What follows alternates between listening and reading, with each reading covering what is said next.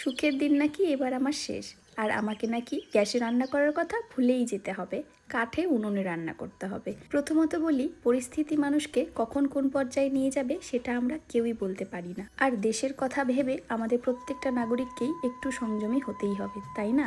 ঘুম থেকে উঠেই এই কমেন্টটি দেখে আমি তো পুরো অবাক হয়ে গেলাম। আমার ব্যাপারে এতটা চিন্তা করেছে, এটাতেই যথেষ্ট। আর আমার সুখের ব্যাপারে তোমাকে চিন্তা করতে হবে না, তার জন্য আমার হাজবেন্ড আছেই। তুমি নিজের দিকটা সামাল দাও, তাহলেই হবে। আজকে সকালবেলা উঠে হাতের ব্যথাতে কিছুই কাজ করতে পারছিলাম না, তবুও কাজগুলো পড়ে আছে, করতে তো হবেই। সকালে চায়ের বাসনগুলো পড়ে আছে, সব মিলে অনেক বাসন হয়ে গেছে। আর হাতের ব্যথাটা এতটাই হচ্ছে যে বা হাত দিয়ে আমি কিছু তুলতেই পারছি না, ভারী কিছু ডান হাত দিয়ে তুলতে হচ্ছে। এতটা হঠাৎ করে ব্যথা কেন হচ্ছে বুঝতে পারছি না। মাঝে মাঝে একটু একটু ব্যথা হতো, তবুও কোনো ব্যাপার না, কিন্তু আজকের ব্যথাটা এতটাই, পুরো ব্যথায় আমি একদম নাজেহাল। আর এদিকে বাসন মাজতে গিয়ে কতবার যে হাতটাতেই ব্যথা পাচ্ছি, আর ব্যথা জায়গাটাতেই বারবার ব্যথা লাগছে। যাকে ওভাবেই তো বাসনগুলো মেজে নিচ্ছি। এদিকে সকালে উঠলে তো একটা টেনশন থাকেই যে রান্নাটা কি করব।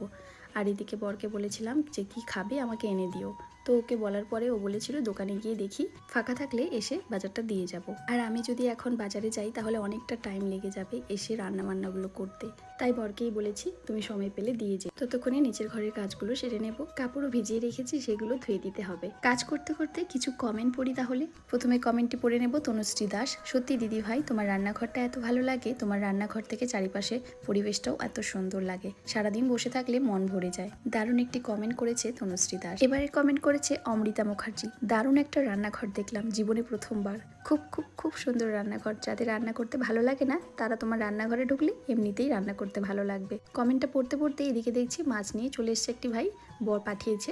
তো ভাবলাম মাছটা পরিষ্কার করার আগে কাপড়গুলো শুকোতে দিয়ে দিই, কারণ ধুয়ে রেখে দিয়েছি আর ওই সময় ভাইটা এসেছিল, তাই কাপড়গুলোকে শুকোতে দিয়ে মাছটা ধোবো, না হলে হাতটা পুরো মাছ মাছ গন্ধ হয়ে যাবে। চলো তাহলে আরও কিছু কমেন্ট পড়ে নিই। বিনীতা দেবনাথ কমেন্ট করেছে, এইরকম একটা জানলা থাকলে রান্না করেও শান্তি। হয়তো গরমের দিনে কষ্ট হয়, তবে এইসব ওয়েদারে শান্তিই লাগে। হ্যাঁ, তুমি না একদম ঠিক বলেছো, গরমের দিনে ভালোই গরম লাগে, কিন্তু ওই যখন হাওয়াটা দেয় মনটা একদম শান্তি হয়ে যায়। আয়ুষ্মী চক্রবর্তী লিখেছে, আচ্ছা দি ভাই এই কথাটার রিপ্লাই দাও অ্যান্ড প্লিজ। আমি বেশি কমেন্ট করি না, বাট তোমার ভিডিও দেখি আর লাইক শেয়ার করি, বাট কমেন্ট খুব কম। বাট আজ কিছু জানার আছে, তোমার রান্নাঘরের কাপড়গুলো কোথা থেকে নিয়েছো আর সিলিয়েছো? তোমরা অনেকেই জানতে চেয়েছো, এই বোনটির কমেন্টের মাধ্যমে আমি বলছি। আমি যে কাপড়গুলো নিয়েছি বেশিরভাগটা অনলাইন আর অফলাইন।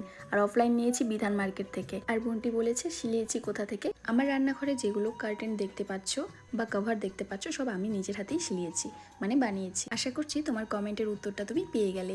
যাকে এবার নেক্সট কমেন্ট পড়া যাক। নেক্সট কমেন্ট করেছে মৌমিতা চক্রবর্তী সরকার।